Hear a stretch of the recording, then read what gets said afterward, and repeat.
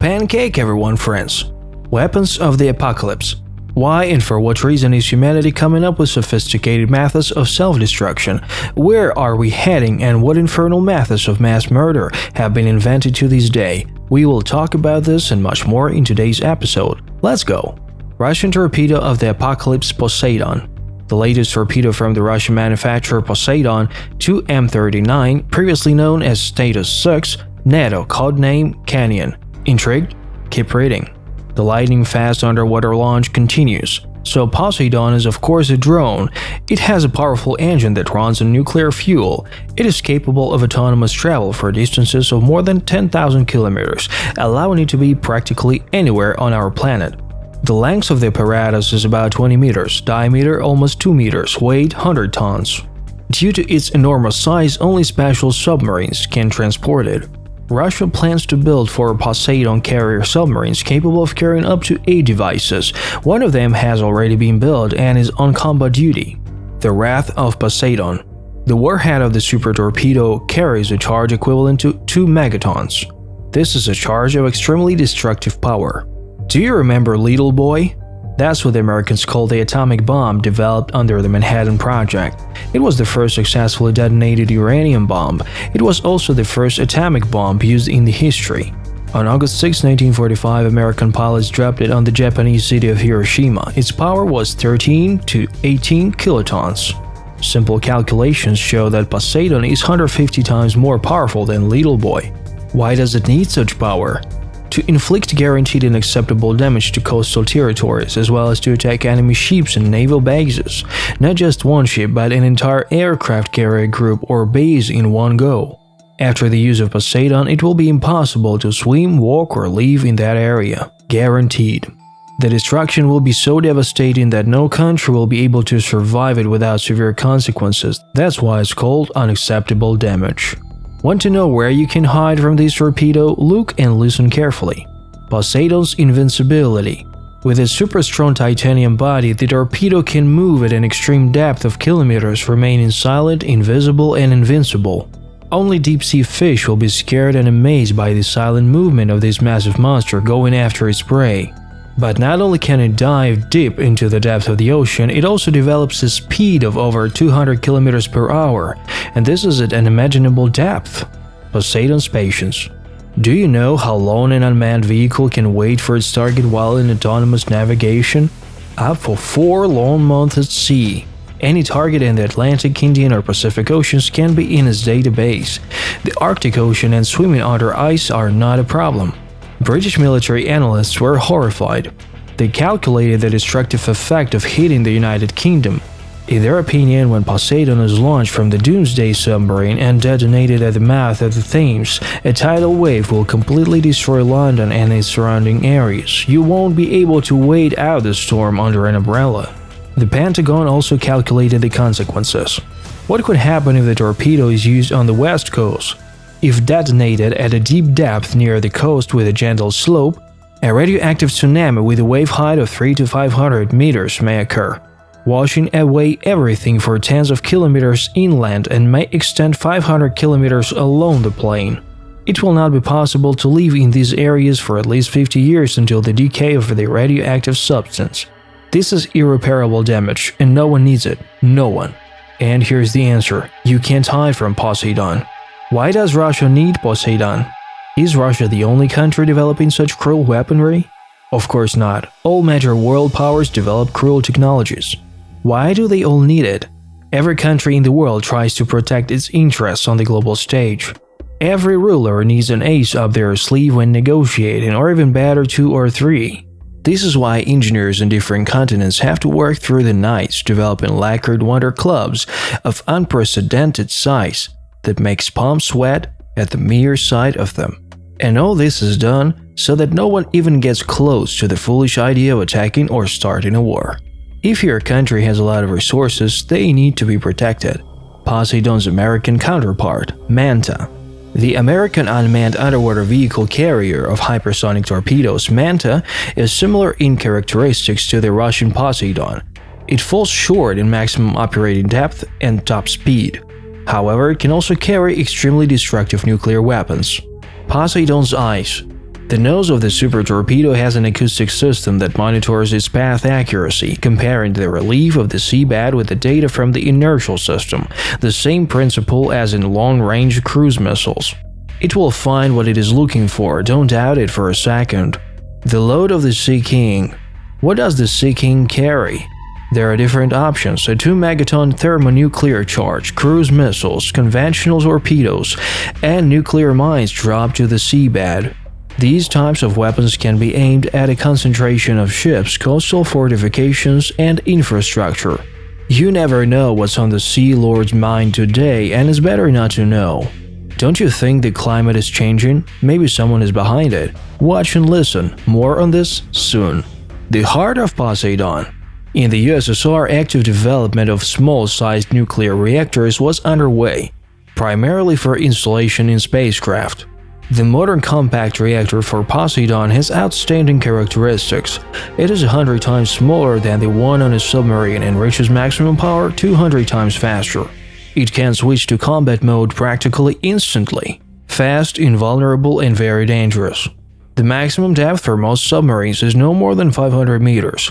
Underwater, at a depth of 1 kilometer, it can be confidently stated that Poseidon is out of reach for detection and destruction by any of the weapons currently available to NATO. It is almost invulnerable. Combat missions for Poseidon are set and adjusted by special stations installed on shore and on ships. Poseidon carriers are new generation ships, and submarines such as Seraph, Belgorod, and Khabarovsk are also approaching, which will also carry terrifyingly powerful weapons. While submarines stand peacefully at the pier, a new battle is unfolding in space, but more on that later. The Russians have the longest daggers. The newest Russian weapon, the Dagger, has caused deep concern for NATO. It doesn't cause a tsunami, but it's even more lightning fast. It is carried by the fastest aerial aircraft in the world, the MiG-31 Foxhound. The carrier speed is over 3,000 km per hour. So what is the Dagger?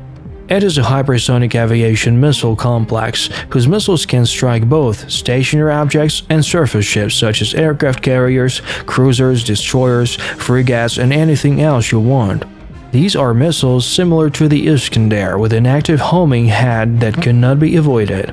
Hypersonic speed 10 Mach, which is more than 12,000 km per hour. At this speed, interception is impossible even with NATO's advanced air defense systems. The MiG-31 provides the missile with additional initial acceleration while itself remaining a difficult target due to its speed, maneuverability, immunity to radar jamming of any intensity, and flight altitude of over 20 kilometers. The Kinjal missile can accurately and rapidly strike moving and stationary targets on land and sea. American Dagger. The recent failure of the American hypersonic weapon test forced the Pentagon to admit that they had taken the wrong path in development. The maximum speed they achieved in 15 years of work was only Mach 5 or 1,235 km per hour, which is the speed of sound. Chinese Dagger. However, China has surpassed the Pentagon even though they started later. The hypersonic missile already flies at a speed of Mach 6 and they are hopeful of surpassing these figures. Russian Dagger. Russian Dagger flies at a speed of Mach 9 to 10, Zircon Mach 10 to 11, and Avangard already reaches Mach 27 to 28. Dagger is air-based, Zircon is sea-based, and Avangard is ground-based. All of them are incredibly fast. Flight in the Faraday cloud. Hypersonic weapons operate on completely different physical principles. The problem of flight in the Faraday cloud has not yet been fully understood. If you manage to control an object flying in plasma bubble, the rocket becomes uncontrollable. And who needs an uncontrollable missile? You don't need it? Neither do we. Climate wars, fiction or reality? Climate weapons are weapons of mass destruction and economic destruction of individual countries, or even several countries. The damaging factor is the artificial impact on natural resources, weather, and climate of a particular territory, country, state, continent, or even an entire continent. Various technologies and means can be used, including artificially created technological disasters that lead to environmental catastrophes. There are known instances of Americans affecting the headwaters of the Mekong River during the Vietnam War. They desperately needed to take out the Ho Chi Minh Trail, which was used to supply the National Liberation Front of South Vietnam. The operation was codenamed Operation Popeye. While the Americans did manage to cause heavy rain and partially disrupt the supply of the guerrillas, it required enormous material costs. During the operation, silver iodide and dry ice were used. In addition, the US military used an extremely toxic herbicide called Agent Orange to combat the vegetation in the Vietnamese jungle. The Vietnamese people are still suffering from its consequences in the form of horrific mutations and genetic disorders. Is it possible to control a cyclone? Probably yes, and to use it as a weapon. But for this, colossal technological resources are required. The effect of the impact is unpredictable and not guaranteed. For example, a medium-sized cumulonimbus cloud contains energy comparable to that of several nuclear bombs. The task of changing the natural flow of synaptic processes over a vast territory is a highly complex problem from a scientific and technical point of view. The energy supply from outside must be no less than the possessed by the cloud. Moreover, the cloud doesn't know where the national border of a particular country is or where it needs to go. Many countries are actively working on influencing weather conditions. The American System of Ionosphere Research, HAARP, is called a climate weapon. The closed nature of this institution is cited as an argument in favor of conspiracy theories associated with this system. Breathing the desert with manual control. There is an opinion that US intelligence agencies are developing installations that allow for causing droughts in certain areas of the planet.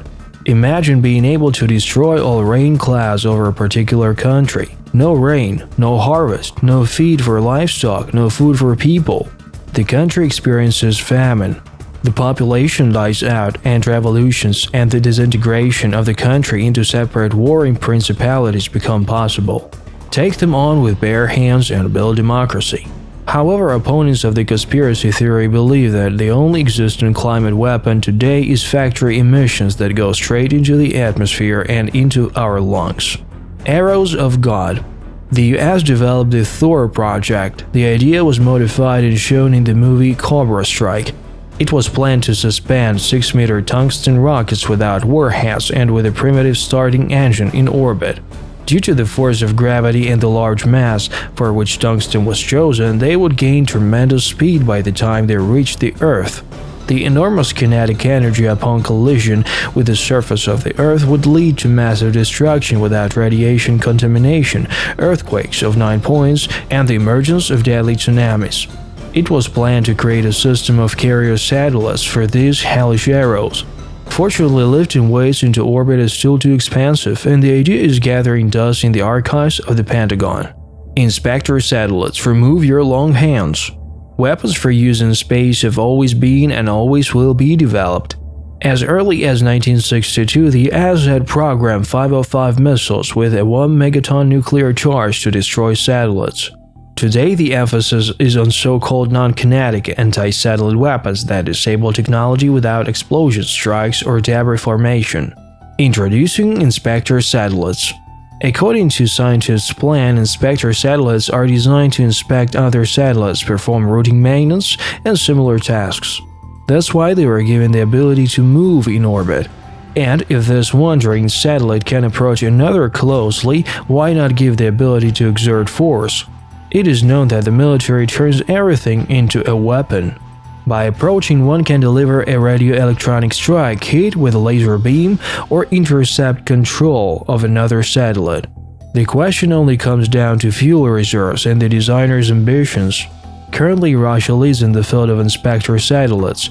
Every flyby of foreign satellites causes concern among other countries.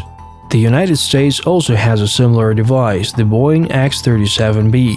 It looks like a small shuttle and can also be used against other satellites.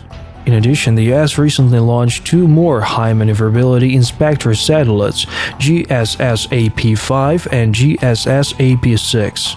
Killer containers. Do you think it's possible to build a super efficient missile defense system that can determine the moment of launch? Are you relying on high technology and long-range locators? Are you tracking other submarines and missile carriers? Then get a standard container and sign up. Though instead of soft toys and cookies, there will be one of 4 caliber missiles and an integrated control system, and everything needed for launch. The name of this thing is Club K, and the container will be delivered to your backyard by a transport company. Ingenious, isn't it?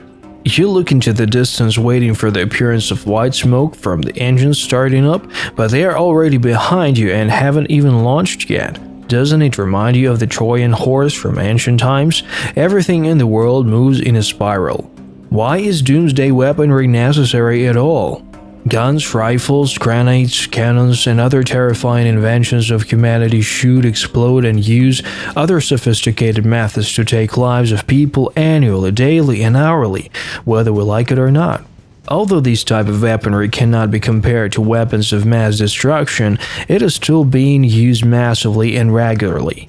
However, for some reason few advocate for the abolition of production, for example, of M16 rifles. Countries often accuse each other of developing weapons of monstrous power, but have nuclear warheads ever been used? Yes, they were used in 1949 by Americans against Japan. Since then, no nuclear mushroom has risen during combat anywhere in the world. Will they be used? I hope that the sensible humanity aware of the seriousness of the consequences will make the right decision and restrain their excessive appetites and reject such ideas. What do soldiers around the world think when they go on duty with such weapons? They just hope there won't be war. After all, their mistake could cost the lives of the entire human civilization, and they understand it better than anyone else. Let's wish them a boring duty shift, and may their shifts be similar day after day. Thank you for watching. Subscribe, comment, share with friends. All the best and lots of sunshine. Bye.